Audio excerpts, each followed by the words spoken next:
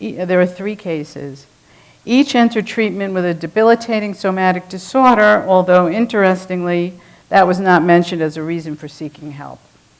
Each patient, to varying degrees, has remained caught within the channels of somatic expression and appears to have a constriction in his or her ability to process thoughts and feelings. So case number 1 is May. May suffers from chronic fatigue syndrome. She's a woman in her 50s who emigrated from China as a young child. She began treatment more than 15 years ago because of extreme anxiety and her struggles with her illness. She has complained obsessively of physical sensations throughout her body, including pain and weakness. It has become clear that the somatic holds an integral function through the chronic merging of her physical and emotional aspects. It's as if her psyche is hidden within her body, and feelings are experienced through physical symptoms. The somatic symptoms appear to encapsulate or release a tension or terror state. On one occasion, she said, "For me, anxiety and nausea are enmeshed. I begin shaking and I become unbound." She has reported experiencing moments of depersonalization and psychotic states where she lost hold of reality. I should note that these experiences and states occurred outside of the sessions. May is employed on a part-time basis at a job that poses minimal demands. She lives with a roommate and has never maintained a consistent long-term intimate relationship. What relationships she has had have all ended after brief periods, leaving her with the impression that her needs were too much for them to tolerate. And yet she says that she cannot tolerate being alone. The content of sessions includes mainly repetitive, obsessive talk of an ambivalent nature, such as, perhaps I should do this or this. If I do this or this, and then she'll say, well, what should I do about, and it becomes clear how input is not allowed in, because on a rare occasion, when I would say something for some reason, it is stopped, refuted, and the endless battle between one option and another resumes, reflecting a tightly bound, ambivalent structure with no resolution, serving to keep the tension level alive and all else at bay. When she's not caught in an obsessing cycle, she reports her experiences of fear and terror related to potential loss. I will not survive, feeling flooded, haunted, invaded. I have no buffer, having no feelings and not being able to think. She has indicated that she omits very pertinent information in sessions because there's never enough time.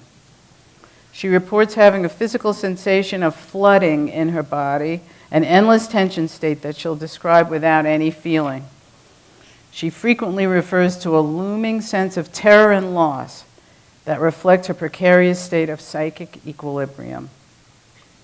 May tends to attribute her aggressive impulses to outside sources and attacks her mind when stress levels reach a peak. At these times, she does not appear to have the facility to think clearly or to remember basic things. I would say that there's no discernible transference. The absence of contact reflects the blocked off state where only a limited experience is allowed in the treatment room. Most content is a description of what happens outside. The inside experience is contained within the rigid, compulsive speech, coinciding with a state of tension and sensation of pressure. I tend to feel non-existent and invaded at the same time. I frequently feel suffocated, agitated, murderous, suspended with nothing to hold on to when she reports experience of loss of self. At times I have felt a strong sense of danger of invasion by a toxic, amorphous presence, as though the atmosphere were poisonous and I was in jeopardy. This coincides with reports of her fear of being alone. On several occasions, I've had heart palpitations. This appears to be in response to her reports of moments of terror. Several months later, she reported having heart palpitations, but outside of the session.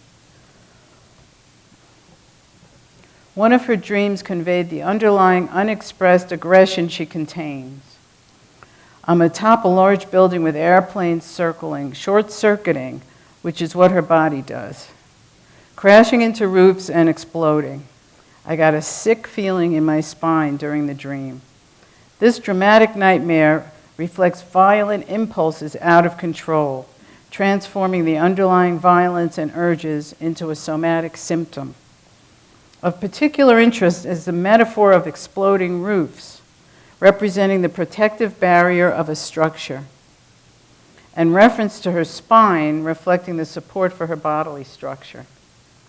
She's conveying that her essential structure is fragile, porous, and does not provide protection from both from inner and outer forces.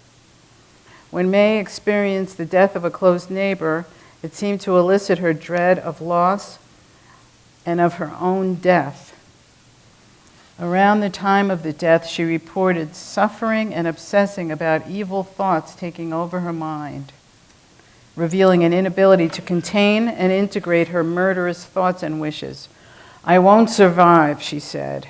It will pull the earth out from under me, and I will be lost forever. Following the death, she was plagued by a succession of physical ailments which seemed to dominate her thoughts and kept her feeling on the edge of life and death. Paradoxically, the ailments may have also provided cohesion and a hidden sense of comfort. May's lack of a range of feeling and her constraint on thought appear to lead directly to somatic involvement, her first line of expression. In particular, the chronic fatigue syndrome cooperates with her psychic vulnerability with a secondary effect of keeping her activity to a minimum, thus helping to maintain a tolerable level of stimulation. It was quite dramatic how the session coding depicted the occurrence of the somatic expression in light of the affective and cognitive realms. The context of the somatic reports were frequently correlated with a report or expression of self-loss anxiety and terror, or of a state of excess tension or unidentified rage frustration, frequently reflecting the arousal of unconscious longings. Somatic symptoms appeared which seemed at the same time to encapsulate or release the tension terror state. The physical syndrome of chronic fatigue embodies May's psychic story. She's caught between attack from outside forces, overstimulation and invasion, where she might be poisoned, attacked, and destroyed, as merger is poisonous and violent, and the threat from internal forces, her own violence. The painful solution is to stay between the forces, to lie low, fighting off stimulation and violent urges from within and without, constantly battling to keep the influx of stimulation to a minimum.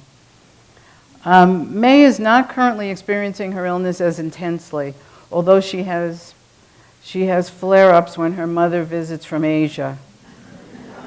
Whoa, that's At this point in her treatment, I notice a glimmer of feeling present in the room and a faint lessening in the boundaryless, toxic invasiveness in my presence. I assume that this is due to her ongoing discharge and release of tension states within the unique treatment setting. I continue to absorb, contain, and try to process these elements, allowing for their release while monitoring and analyzing their impact within the transference, countertransference environment.